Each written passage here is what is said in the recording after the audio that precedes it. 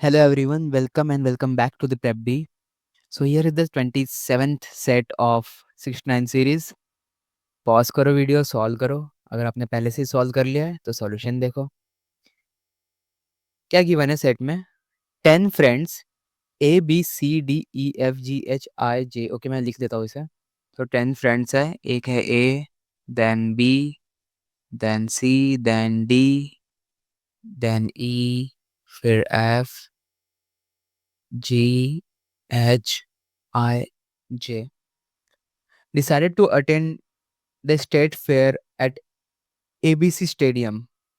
After attending the cultural program in fair, they all decided to play some game. So they went to a shop from where one of them purchased a ticket number from 1 to 10. Somehow all of them managed to get the ticket having its number equivalent to the number of initials, that is A had ticket number 1, B had ticket number 2, C है ticket number 3 and so on. Okay, so उन्होंने decide किया कि यार अब तो हो गए, fair जो भी था खत्म हो गया, अब चलो गेम खेल लेते हैं। एंड वो कहीं टिकट खरीदने गया। लकीली सबको उनका जो इनिशियल था उसका नंबर मिल गया। लेट्स से ए जो कर रहे हैं, ए फर्स्ट लेटर है अल्फ़ाबेट का, तो ए को 1 मिल गया। सिमिलरली बी को 2 मिल गया, सी को 3 मिल गया, इसको 4, इसका 5, 6, 7, 8, 9, 10 ये उन्हें मिल गया। ठीक है, initial. Now for the game, all of them kept their tickets on a table in such a way the ticket numbers were not visible and the tickets were shuffled. Then each one of them picked one ticket randomly from the table. When they all showed the ticket number, it was found that the ticket number of the ticket picked by friends from the table was maximum one away from his initial purchase ticket number. For example, she could have picked a ticket number 2, 3 और 4 only. अच्छा, ये क्या कह रहा है? Okay, सो game क्या था कि उन्होंने सबने रख दिया टिकट उल्टा करके, ठीक है, एंड जिससे नंबर किसी को ना दिखे। देन उन्होंने एक पिक किया, और जब उन्होंने एक पिक किया तो लकीली कहो या फिर जो भी है उनका कुछ तो भाई चल रहा है वहाँ पे। जो उन्हें टिकट मिला ना वो या तो मतलब मैक्सिमम एक अवे होगा। मैक्सिमम एक अवे मतलब जो डिफरेंस है वो एक का डिफरेंस होगा, या फिर डिफरेंस नहीं हो सकता है, बिकॉज यहाँ गिवन है सी हो सकता है। सी की बात कर लेते हैं। या तो सी को 3 मिला होगा, या सी को एक डिफरेंस मतलब पहले जो है 2 मिला होगा, या फिर उसके आगे में अगर चला गया तो 4। मतलब सी के पास ये 3 वैल्यू ही आ सकता है। सिमिलरली अगर मैं 1 की बात करूँ तो 1 के पास तो एक ही ऑप्शन है, 1 से एक डिफरेंस जो है 2। मतलब इसके पास एक ही ऑप्शन है कि भाई किसी भी हाल में अगर 2 ही आने वाला है उस पे। एंड 10 के पास इसके पास भी एक ऑप्शन है, सिर्फ किसी भी वे में 9 ही आना है यहाँ पे, और कोई ऑप्शन ही नहीं है। बहुत बढ़िया, समझ में आ रहा है सेट। अभी तक तो ठीक है। क्वेश्चन क्या कह रहा है देखते हैं। If the got to pick his initial ticket again from the table, that is number 4, then maximum how many friends could not be having the same ticket as their initial purchase ticket? Okay, तो D ने कहा है कि D ने अगर same ticket जो उसका 4 number वही पिक कर लिया, तो पहले इसे इरेज कर लेते हैं क्योंकि ये काम तो हो गया हमारा। ये समझ में आ गया। सो डी ने अगर 4 पिक किया है, okay, now because D picked 4, तो बाकी लोग मतलब कैसा क्या क्या कह रहा है, maximum how many could not having the same ticket as their initial purchase. तो मैक्सिमाइज करना है कि बाकी लोग का सेम ना हो। तो सबसे पहले तो देख ले यार, लॉजिकली अगर मैं मानो ये डी को छोड़ दो, अगर मुझे इनको सफल करना है तो एक अवे करना है, तो मैं क्या लॉजिक से कर सकता हूँ। एक मान लो मैं अगर इसका तो 2 ही ऑप्शन है अभी जस्ट मैंने कहा, तो अगर इसका 2 गया तो 1 तो किसी और के पास जा नहीं सकता, 2 के पास ही भेजना पड़ेगा, मतलब बी के पास ही भेजना पड़ेगा। तो बी के पास ही आ जाएगा 1। सिमिलरली अगर 4 है तो 3 यहाँ पे जंप नहीं कर सकता, तो यहाँ पे 4 आना चाहिए, यहाँ पे 3 आना चाहिए। आई गेस मैंने क्रैक कर लिया, समझ में आ गया मुझे अब क्या लॉजिक है। फिर यहाँ पे 6 और 5 आना चाहिए, यहाँ पे 8 और 7, यहाँ 10 और 9। मतलब सबने अगर सफल करके सबको अलग अलग नंबर मिलाए तो एक ही पॉसिबिलिटी हो इस तरह से। और कोई वे है? Is there any another way? नहीं, 2 अगर मैं यहाँ रखूँ, 2 को और कहीं रख नहीं सकता, क्योंकि ए को सफल करना पड़ेगा। अगर सारे सफल करें सबको अलग अलग नंबर मिलाए तो ओके, सो एक ही वे है फिलहाल में, अगर आपको कोई और वे दिख रहा है तो कमेंट करना। तो एक वे है जिसमें ऑल सफल हो जाएगा, मतलब सबको अलग मिलेगा, ठीक है। तो ये ऑल वाले आ गए, मैं ऑल लिख दे रहा हूँ सिर्फ समझने के लिए, सारे अलग है, ठीक है। ऑल डिफरेंट कर लो समझने के लिए। तो डी वाला केस देखते हैं। डी को अगर सेम टिकट मिला है, मतलब डी को 4 मिला है, सो हाउ मेनी वेज बाकी लोग सफल करें, मैक्सिमाइज करना मुझे बाकी होगा, ठीक है। अच्छा, मैक्सिमम हाउ मेनी यही पूछा है कि मैक्सिमम हाउ मेनी लोग कितना ये कर सकते हैं, चलो कौन कौन हो सकता है। तो ये तो 2 1 मैंने बता दिया अभी जस्ट। इस केस में 3 के पास कोई ऑप्शन नहीं बचेगा, 3 यहीं पे रखना पड़ेगा। बाकी ये तो सफल एज इट इज कर सकते हैं ना। ये तो 5 6 जोड़ी में हो रहा सफल, देख लो 2 2 के कपल कपल में सफल हो रही है, ठीक है। कपल में सफल हो रहे हैं, तो ये कपल में सफल मैंने करवा दिया है। और अगर लेट से दूसरा कोई केस कर ले, यहाँ पे मान के चलिए 1 यहीं पे आ गया, और ये दोनों सफल कर गए, तो ये आ गया 3, यहाँ पे आ गया 2, और एज इट इज उसके प्लेस पे, एंड रेस्ट बाकी तो सफल कर ही रहे। देखो दोनों केस की अगर मैं बात करूँ, ये केस में भी एक तो सेम आ रहा है, मतलब सी का एक तो सेम आ जाएगा। अगर इस केस में बात करूँ तो एक यहाँ पे 1 सेम आ जाएगा। एनी अदर वे, कोई और तरीका नहीं, कपल में सफल कर रहे हो तो ये वे तो इतना ही होना चाहिए, और कोई ऑप्शन नहीं है। ओके, सो फाइनली मैं ये कंक्लूजन पे आता हूँ यार कि ये देखो, एक वैल्यू तो ऐसा होगा जो हमेशा से रह ही जाएगा, ठीक है। अगर मैं एक को हटा दिया तो इसका आंसर बनना चाहिए कितना होगा, इसको अगर मैं हटा दूँ 4 हट गया, यहाँ से 1 भी हट गया, टोटल 10 थे, तो 8 आ जाएगा इसका answer. I hope you got it. मैंने क्या किया, मैं ये कह रहा हूँ कि एक वैल्यू ऐसा है जो अपने प्लेस पे ही रहेगा, क्योंकि आप उसे सफल नहीं कर सकते हो। अगर आपको लॉजिक समझा हो तो, लॉजिक नहीं समझा तो आप पीछे जाके वापस देखो, समझ में आ जाएगा लॉजिक क्या है। नेक्स्ट क्वेश्चन पे आते हैं। नेक्स्ट क्वेश्चन क्या कह रहा है, in how many ways can they take their tickets such that exactly 4 students were not having the same ticket as their initially purchased ticket। कितने वेज में हम उनका टिकट रख ले कि एग्जैक्टली चार मतलब, ठीक है, यहाँ एग्जैक्टली का रूल लगा दिया। चार चार स्टूडेंट्स जो है उनका सेम नहीं होना चाहिए, बाकी का सेम होना चाहिए। ओके, तो इरेज कर दो इसे यार, बहुत गंदा सा दिख रहा है, तो लेट मी इरेज दिस।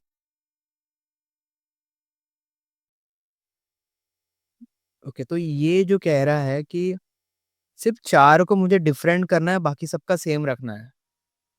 तो ऐसे कितने तरीके, कितने पॉसिबिलिटीज है हमारे पास। तो अगर मैंने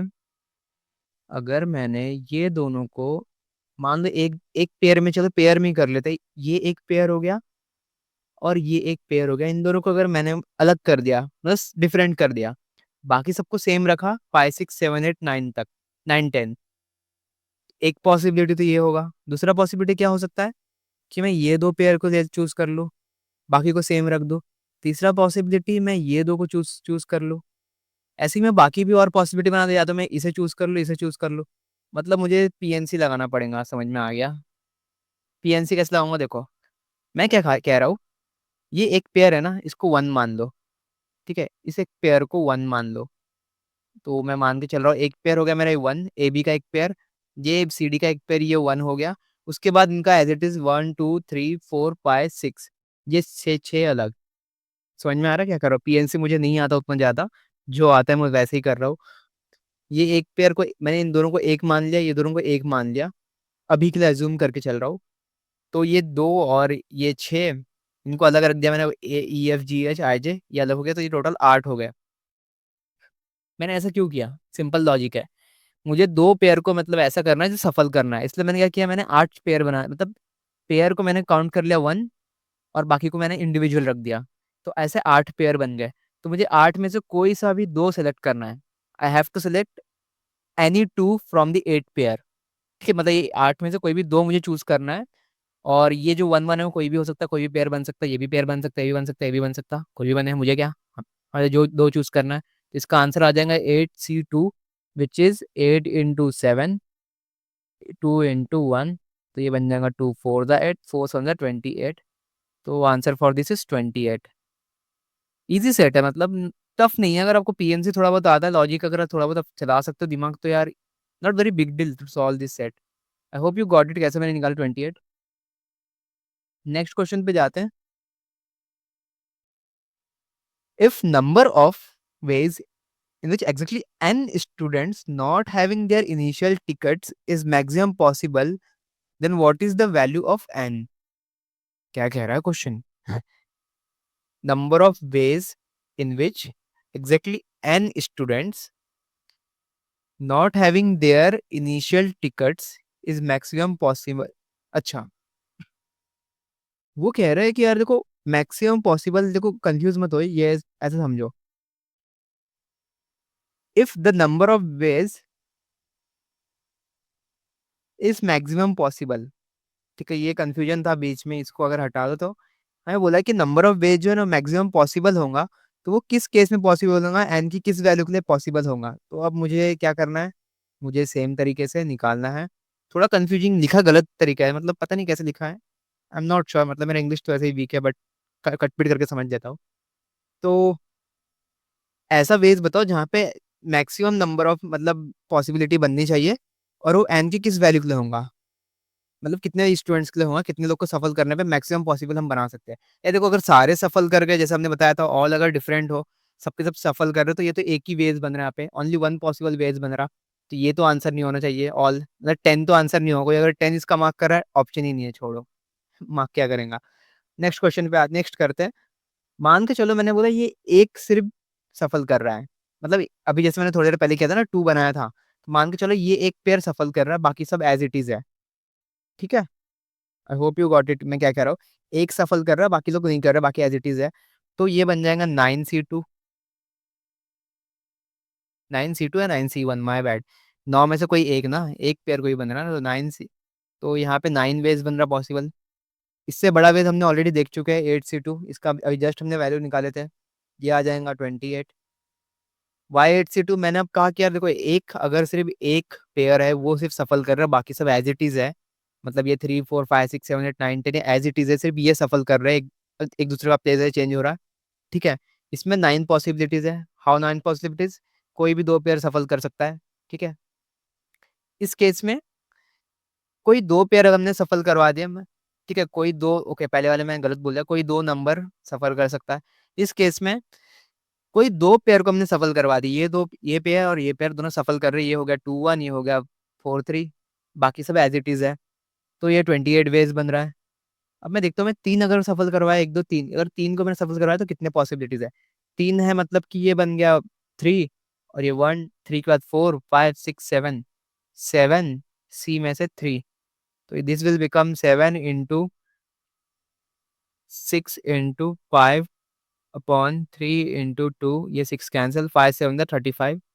ओके, मैक्सिमम अभी तक तो ये आ गया, तो 9 भी मतलब ये आंसर नहीं, ये भी आंसर नहीं, ये वाला 35 ज़्यादा आ रहा है। आगे बढ़ते हैं।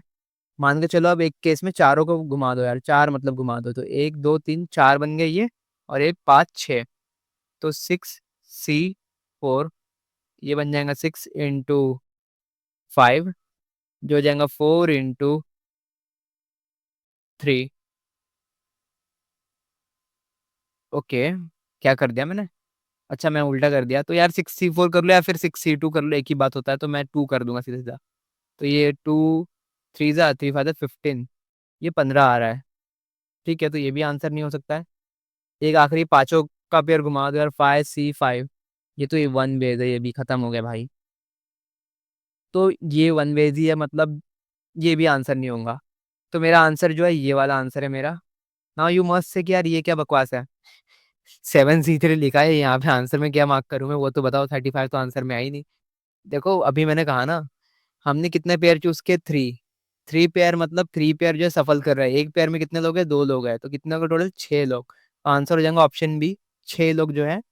अगर एन की वैल्यू मैं 6 रख दूं, मतलब 6 स्टूडेंट को अगर मैं उनका जो इनका जो इनिशियल अगर मैं चेंज कर दूं, जो सेम जो ये वैल्यू था फिर सफल करवा दूं, बाकी लोगों का सेम रहने दूं, तो उस केस में मैक्सिमम पॉसिबल वेज हमारे बन के आएंगे। आई होप यू गॉट इट, समझ में आ रहा है।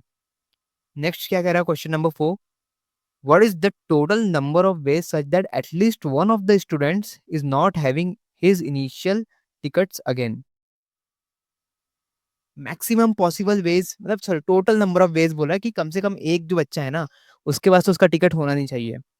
तो देखो अगर एक बच्चे के पास उसका टिकट नहीं आ रहा है, इसका मतलब मैं ये कह सकता हूँ ना कि दूसरे के पास भी नहीं होना चाहिए, मतलब एक एक जोड़ी तो रहना चाहिए मतलब, राइट? एक जोड़ी तो बनना ही पड़ेगा तभी तो सफल होऊँगा, एक अकेले का तो नहीं हो सकता सफल। इसका अगर मैंने अकेले का बोल दिया कि यार इसके बार इसका वाला टिकट है ना इसको नहीं मिला, बाकी लोग को उसका मिल गया है, तो हाउ इज़ इट पॉसिबल? बाकी अगर बी को 2 मिला, सी को 3 मिला और सबका उसका नंबर मिला है, तो ए को 1 क्यों नहीं मिला?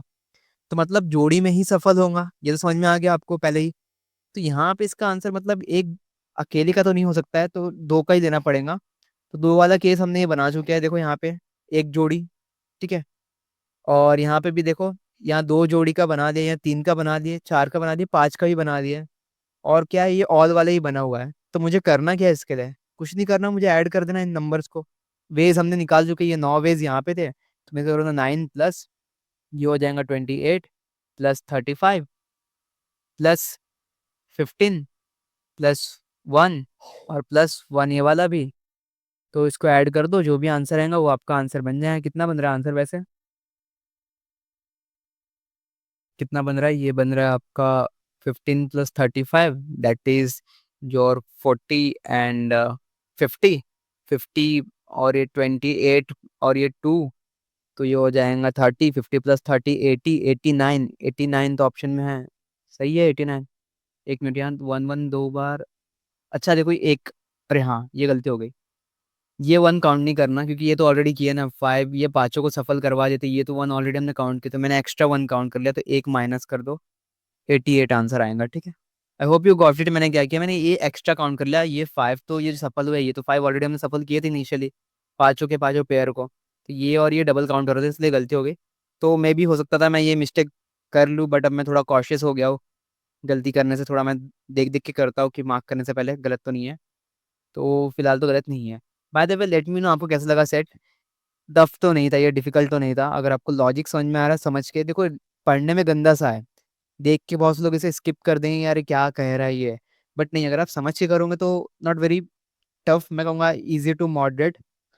इजी भी नहीं कहूँगा बिकॉज कुछ लोगों को ये भी टफ लगेगा, बिकॉज ये क्वेश्चन ऐसे पूछे गए हैं ना, क्वेश्चंस गंदे पूछे हैं टू बी ऑनेस्ट, ये इसका लैंग्वेज, ये कहना क्या चाह रहा है ये मुझे समझने में थोड़ा टाइम लगा। सॉरी ये वाला एन वाला, तो थोड़े क्वेश्चंस गंदे से है, तो हाँ मैं कहूँगा इसे इजी प्लस बोलो या फिर इजी टू मॉडरेट के बीच में कहीं पे है, ठीक है? ना ही ज़्यादा टफ है, मॉडरेट्स के आसपास ही रखो इसको। तो this is what a level of set, let me know what how did you find, कैसा लगा आपको ये सेट, डिफिकल्ट लगा, कैसा लगा? एंड या see you in the next DLR set और maybe QS drop. So take care, bye bye, जय सिया राम।